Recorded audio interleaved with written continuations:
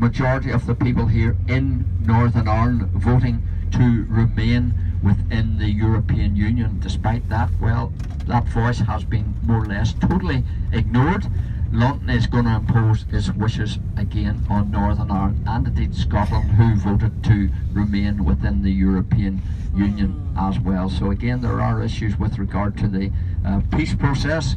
There are issues with regard to a border, and if you travel from south north or in a southerly direction, one field runs into another field. No one here wants to see the return of a hard wall or a hard border again here in Ireland. So that's something that both the Orange and the Green do agree on, the fact that we never want to go back to a situation where we have a boundary or a separation. So it will be interesting to see how the courts rule on that particular issue over the next few months, or indeed may run it into a number of years. So where the white fan is up on the left hand side, we'll pull in there for a few minutes on the left hand side and let you get a few photographs, and indeed if you want to have a little read at some of the inscriptions on the walls. I'm not sure if you knew this wall existed, to say the fact that the artists work together. There's a great example there a few weeks back on television. Our young local boxer from the Loyalist Orange community here in Belfast, fighting in New York. He went on to win that particular championship. And the fact about that he comes from this Orange community in Belfast. He fell in love with a girl from the other side of the fence, from the Green community.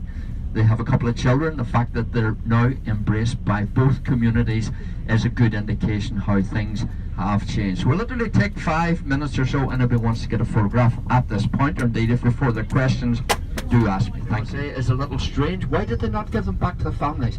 Well, there is a reason for that. Of course, the ground that they're buried in was never consecrated by a priest or a minister, which effectively means that even in death they're still being punished. That would be the thinking behind that.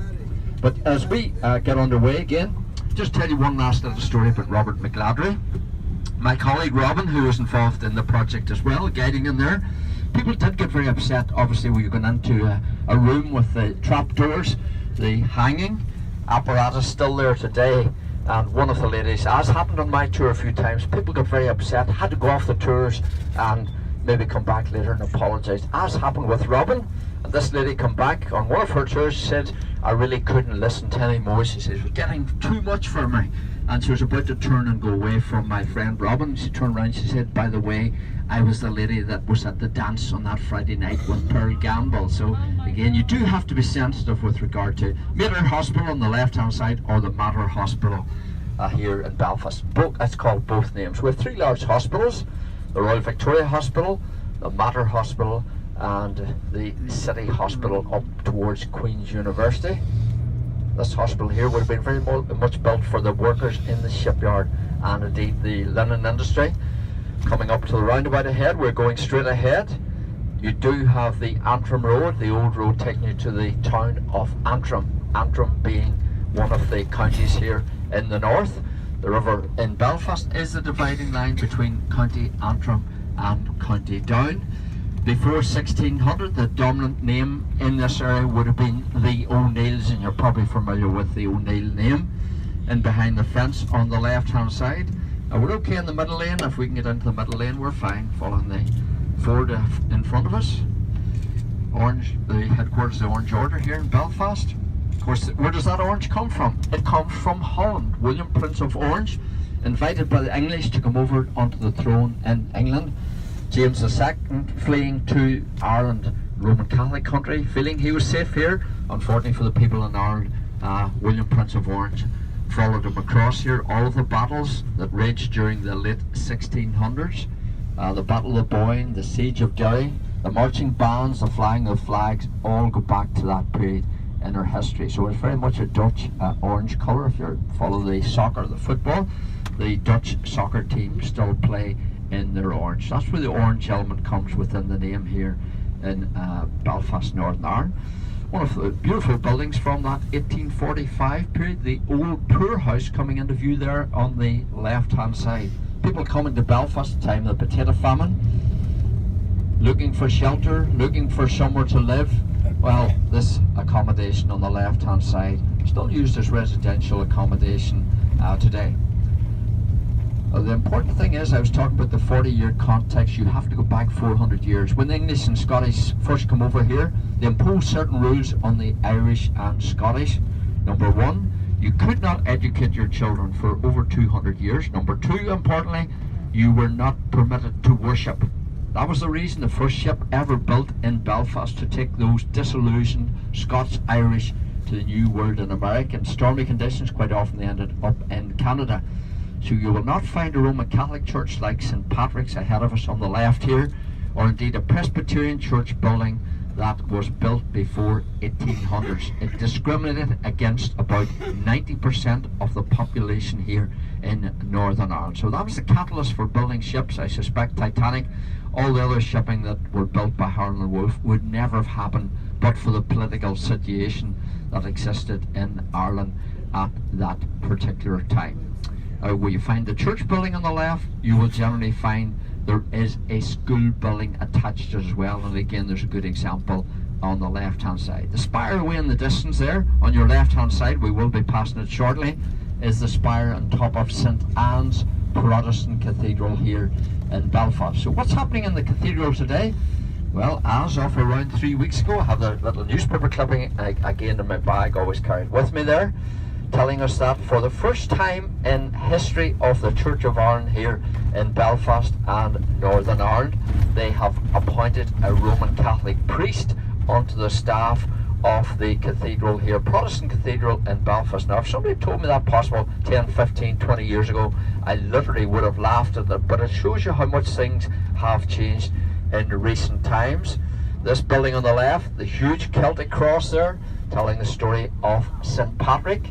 St. Patrick being wise enough, as I say, to incorporate some of those symbols from that pre-Christian period. So the circle representing the sun there on your left hand side of St. Anne's Cathedral, which dates back, work started at the end of the 1800s and was only finished recently with the polished aluminium needle being added. Belfast is built on sleet, which is very black and wet clay. The cathedral is sitting on several hundred wooden piles, and the fear was, well, put a proper spire on it, it'll push it down into the ground or into the mud. So it's only in the last few years they put a very light polished aluminium needle there. It's called the Spire of Hope, as indeed a lot of the pieces of art around Belfast reflecting that part of our history.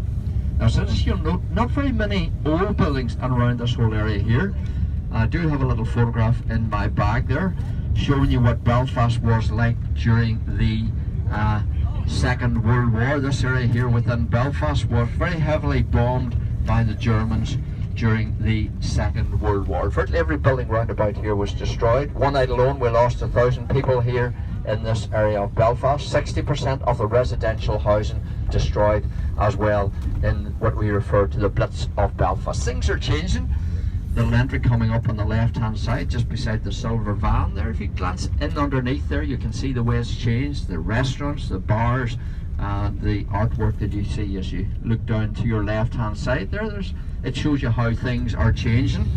Again, there's a lot happening within this old community, the old cobble streets there on your left hand side. So this is the last area really within Belfast to be totally regenerated. We're round to the right hand side, dropping round towards, I've talked a lot about Queen Victoria, and you will shortly see the Albert clock, Albert being the other half of the equation with regard to Queen Victoria.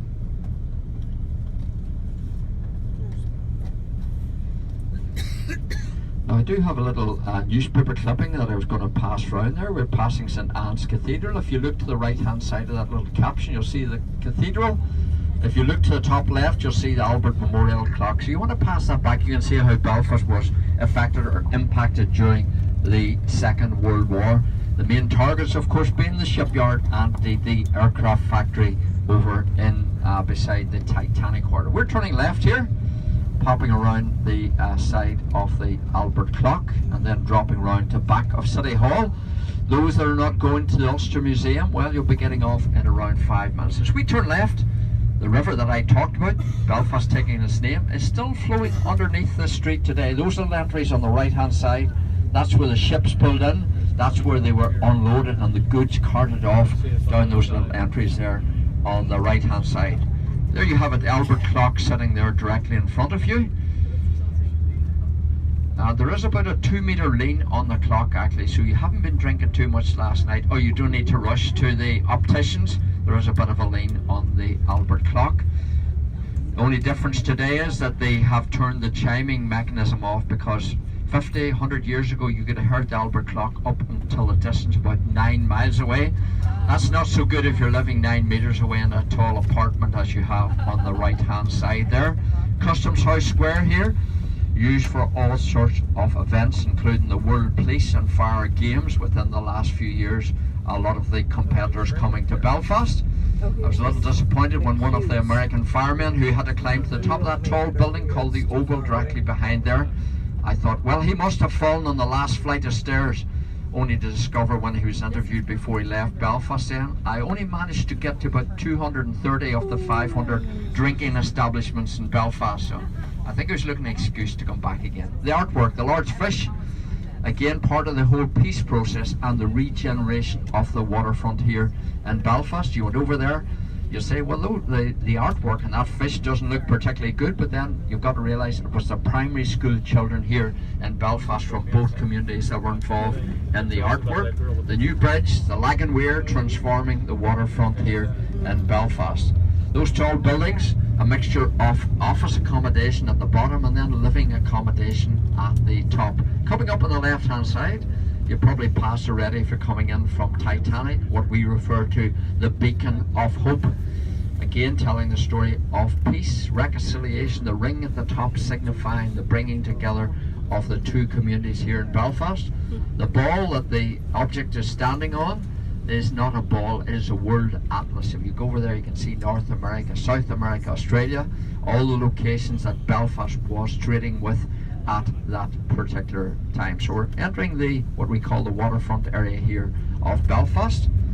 The concert hall on the left hand side, the Hilton Hotel sitting behind, and again all of this has appeared really just following the Good Friday Peace Agreement. Many restaurants in around this whole area here. The law courts on the right hand side.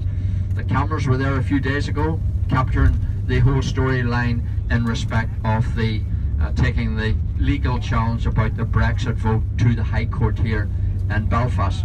Now there's one thing I do need to tell you about that. A gentleman was talking to me there about the Brexit vote.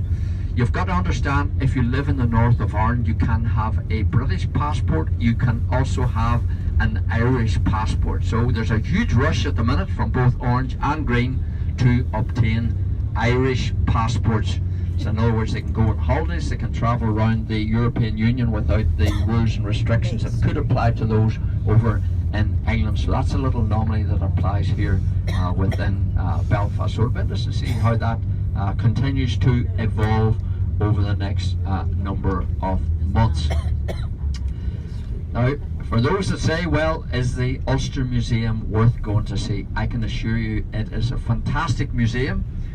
A real array of different objects up there. You have beautiful artwork.